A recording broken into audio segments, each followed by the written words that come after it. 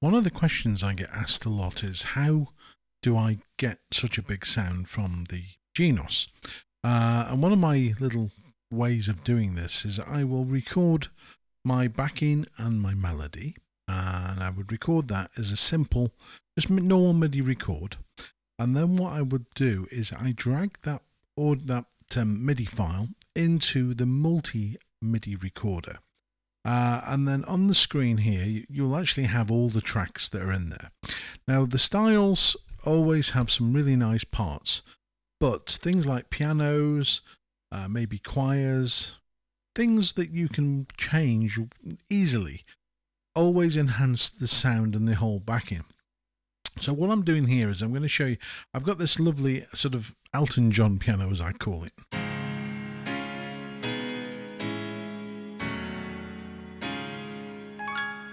Very bright, melodic, sort of really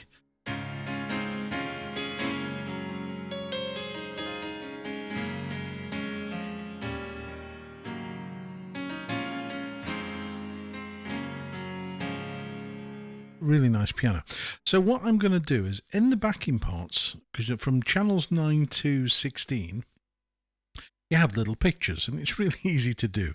9 and 10 are your drums, because there's a picture of drums. 11 is your bass. 12 is the guitar. 13, lucky 13, has a picture of a piano, which means I want to actually overwrite the piano part of the style, because the style is always limited because it can only do certain phrases. Whereas if I record the piano part as I would play the piano part, it then starts to make the style more unique, and it gives you this absolutely perfect backing. So what I'm doing here, if I press record on the piano, before I do that, let me just tell you now. So when I press record on the piano, I will then simply press record on the main panel here, and it will start my entire recording that I made earlier with my melody. But it won't record, it won't play the piano. It will actually be waiting for me to record my piano part. So this is how it goes. I'm going to quickly show you.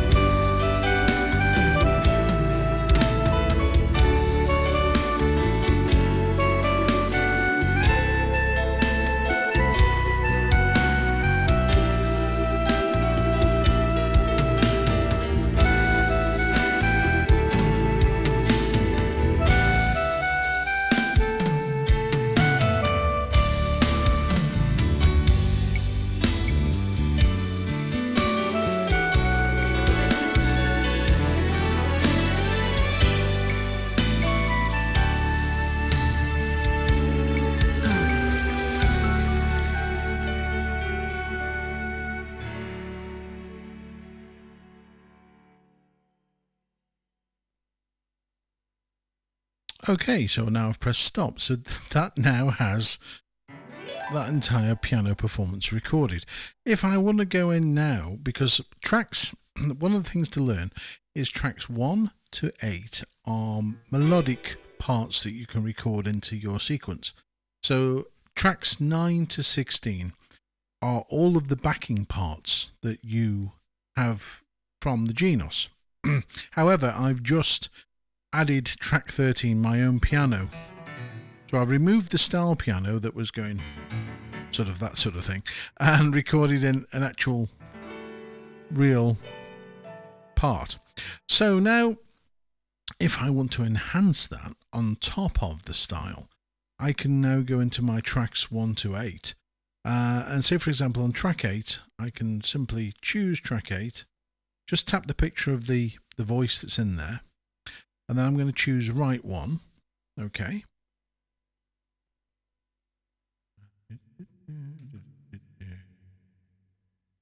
So I've chosen right 1, and then my right 1 voice, I'm actually going to go into my expansion area and pick. I want a nice string.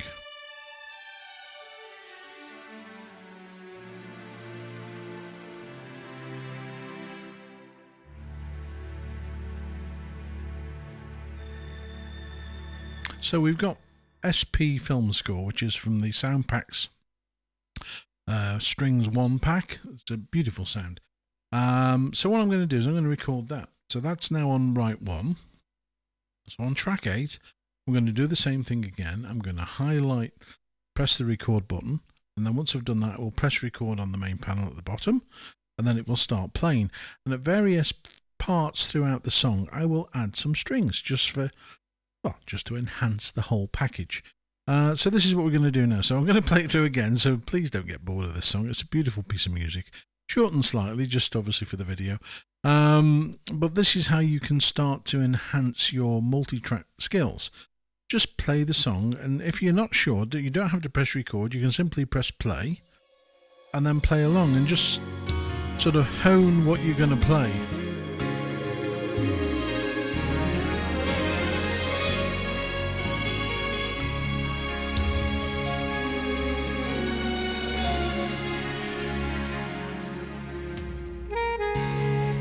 So this is playing along. I'm not recording at this point.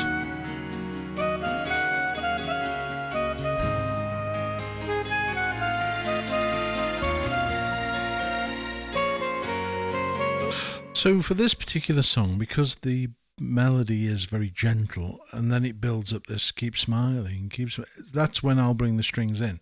So let's have a go at this.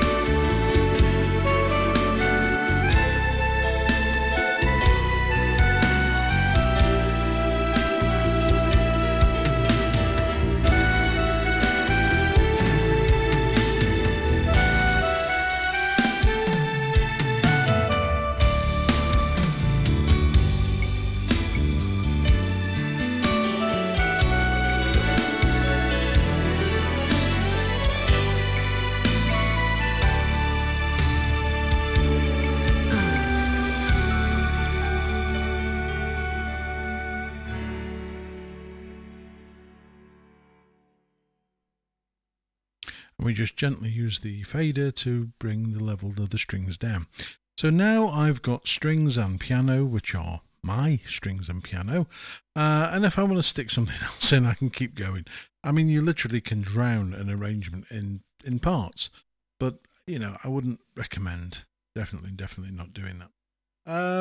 What else would I add to this? I'm just trying to think. Because the lead part is it's a soprano sax, which is very, very nice. Maybe the odd brass stab here and there, maybe a harpsichord. No, I'm not going to put a harpsichord in, I'm only joking. I maybe would stick in, when it comes to the main chorus,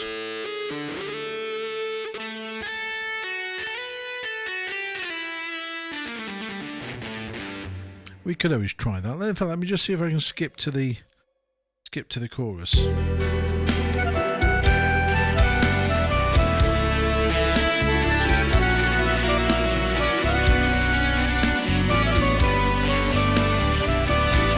Here we go. 3.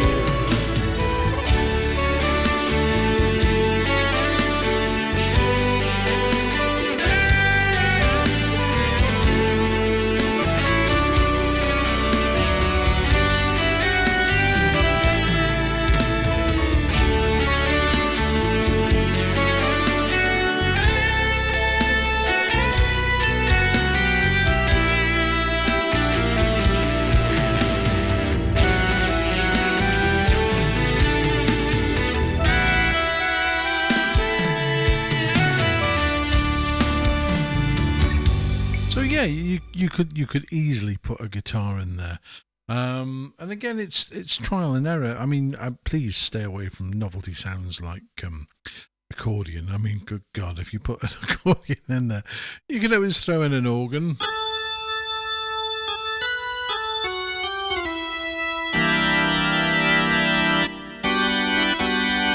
And again, if you wanted to have a little rehearsal, just skip forward on the recorder, press play.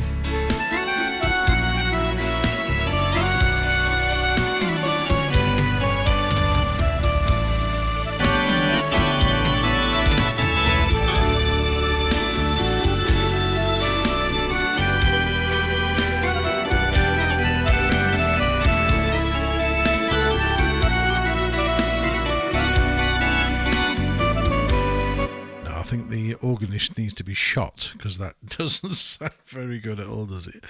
Oh God, the fun of using this keyboard. I really have had so much fun with this instrument over the last 5 years, and it never ceases to make me smile. It really doesn't. No. To be fair, I think this is probably maybe a little bit of a gospel hum. Let's give that one a little whirl. Let's just winch it forward again. And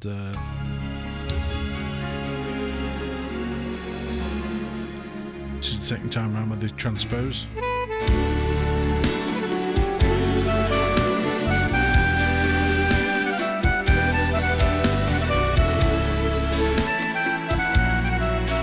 That really would work very well because it's quite a gospel-y, what Friends Are For. It's a big sort of encompassing piece. So using some sort of orchestral sounds with a big gospel, that would definitely work. But you'd have to be very sparingly using it. You couldn't just sit and play the whole chords all the way through. Now, one of the questions that I'm sure you're going to ask is, how do you know what to play? I can't answer it. It's not an answer. I was very, I think my mother must have dropped me on my head when I was a baby, because I've got this thing where I can just hear stuff and figure out where things are, and it just comes automatically. I've literally always been able to hear a song on the radio and then just sit and play it back. So having this ability to figure out chords, where things should go, and voicing. I would always say listen to the original and try and pick out the instruments that are in there, and then try and play them in the way that the instruments are played. Like the piano, that sort of pop piano sort of style is very chords, the chord note in the left hand and the actual chord in the right hand. Guitars, you strum. So if you're going to do it that way, I mean, if, for example, if we did go into wanting to put a guitar in, you wouldn't just go like that. That would never work. So it would be...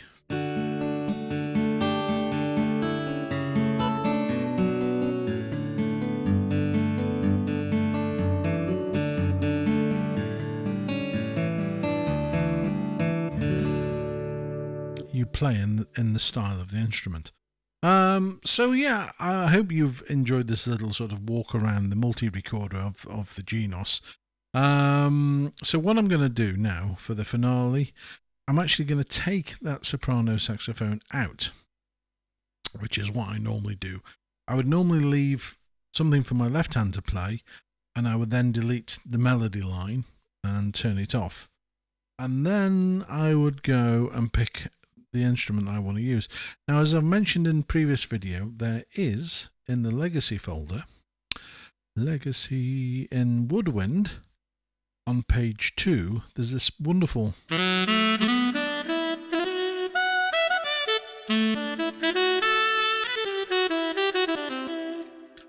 saxophone.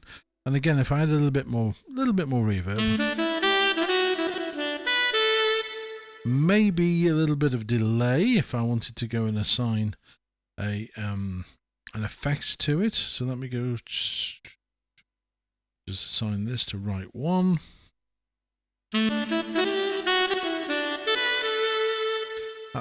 That's really nice. And then what I would do is obviously have the accompaniment on, but for this I'm just going to play the right hand. But I would actually then play the whole thing. So let's take it from the top. I'm going to leave you with this. So once I've finished, and I shall just shut off and go to bed. But I just wanted to show you this because it's such a powerful bit of kit. It really is.